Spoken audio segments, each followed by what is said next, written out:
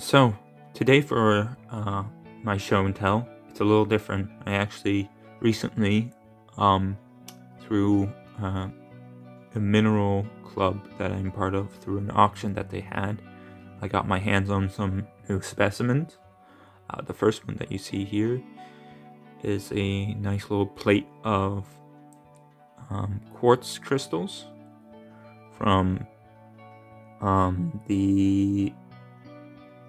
I believe it's called the St. Eustace Quarry, or I think it was previously known as the Mathers Quarry. It's in Quebec. Now, this is a little interesting because it also has these grains of chlorite, and you can see right in the middle where my thumb is. You can see the green grains. That's chlorite, which is a type of green mineral that's common in nature. And just a nice little quartz plate. Next is an arsenopyrite specimen from the Goldenville gold mine in Nova Scotia. You can see the nice striated crystals. They've got a nice bronzy color to them. It was an interesting little specimen that I thought I'd get because I don't have any arsenopyrite in my collection. I thought I would add it to my collection. It looked like a nice piece. It's got a nice bronzy color to it, and it's got a couple nice crystals. One that it's got some breakage on it, but the rest is pretty much whole, and you can actually see where there was more of it here.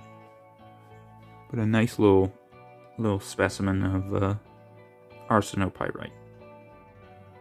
Next, I have a really nice specimen of galena from St. Catharines. It's a nice little cubic specimen. I have one other local galena specimen from Flamborough, from the quarry there. I believe it was from the Lafarge quarry. Let's get a nice close-up. It's a rare mineral to find crystallized. It's one of the rarer minerals in this area, so I thought I'd pick it up, and for the price that it was going for, it was a good deal. But yeah, it's a nice silvery specimen. It'll go nice in my collection. I apologize for the lighting. I don't have the best lighting today, but I got to do with what I got with what I have available.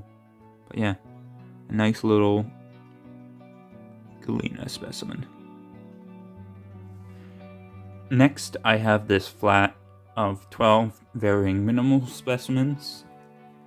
I got this one for a couple of the specimens. The other ones were just, extra. I'll just start from left to right, bottom to top. This is a selenite rose.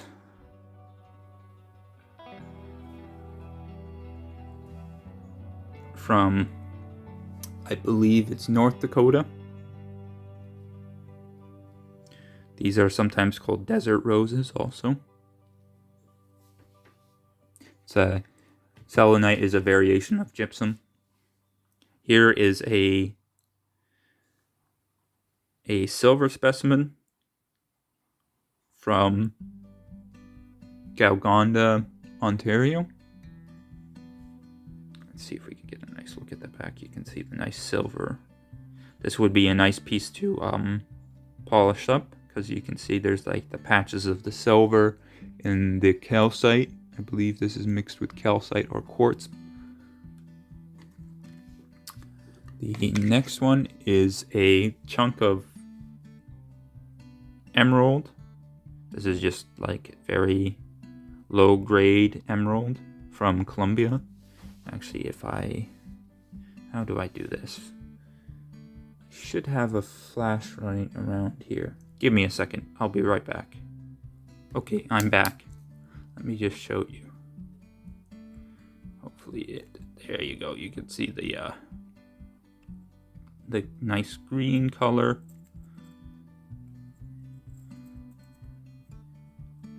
color going through it. So yeah, this is just a large chunk of low-grade raw emerald from Colombia. Colombia is known for having some really nice emeralds. This was just a chunk. This would not be able to be made into any kind of jewelry, but it's still an interesting mineral specimen. Next on the board is some fluorite. Let me see, where is it from? I don't know where that's from. Interesting. I'll have to look up this location. It kind of reminds me of Mexican fluorite, so it might be from there, but I could be wrong. It could be from somewhere else. You can see the nice light, faint purple fluorite crystals. Very interesting specimen. Next on the block, this is red tiger's eye. Let's see if I can pick it up properly.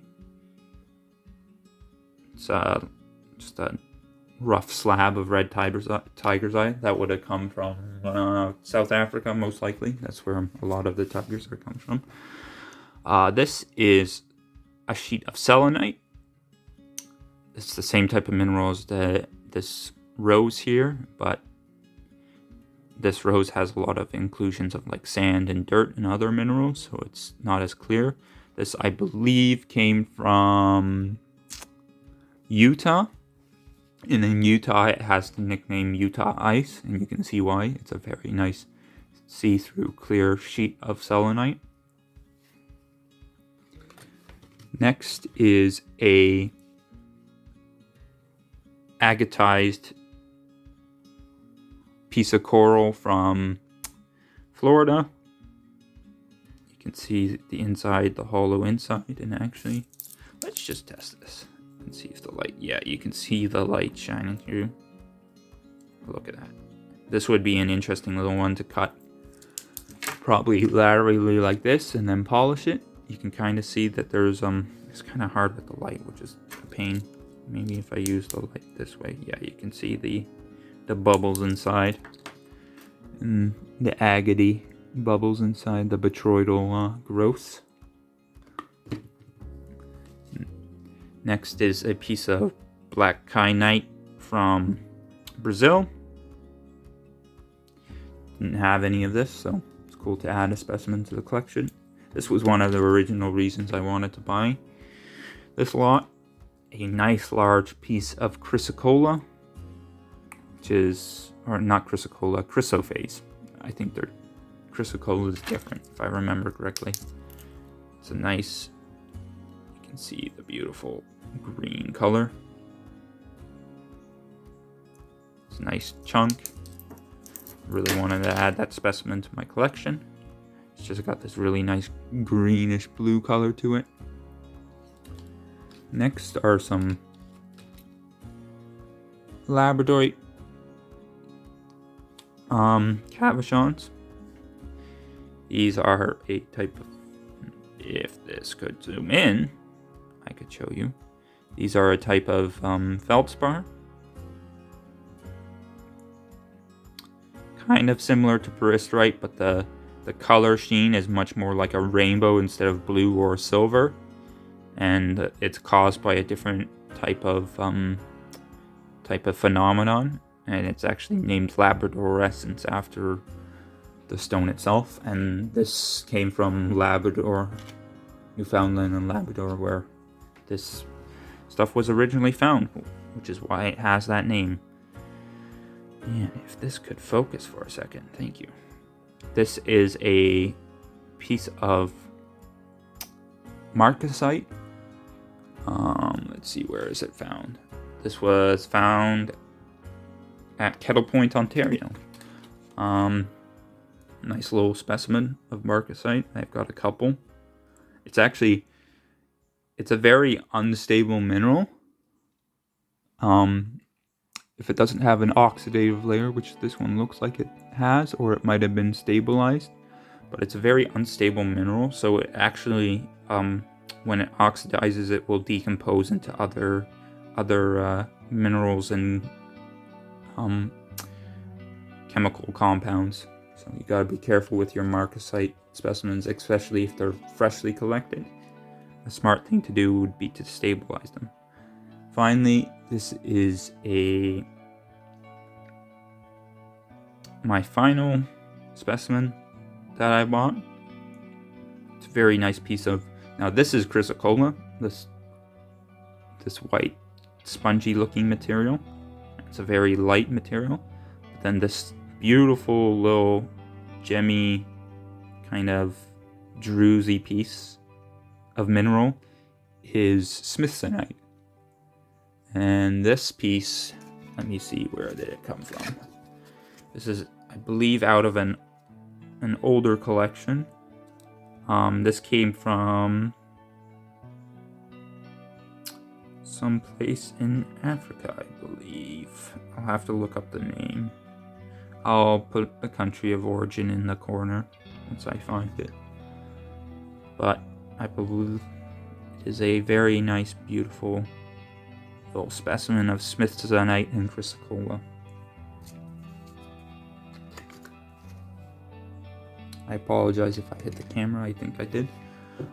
If you enjoy this type of content, please like and subscribe if you haven't subscribed already, and I'll catch you guys in the next video.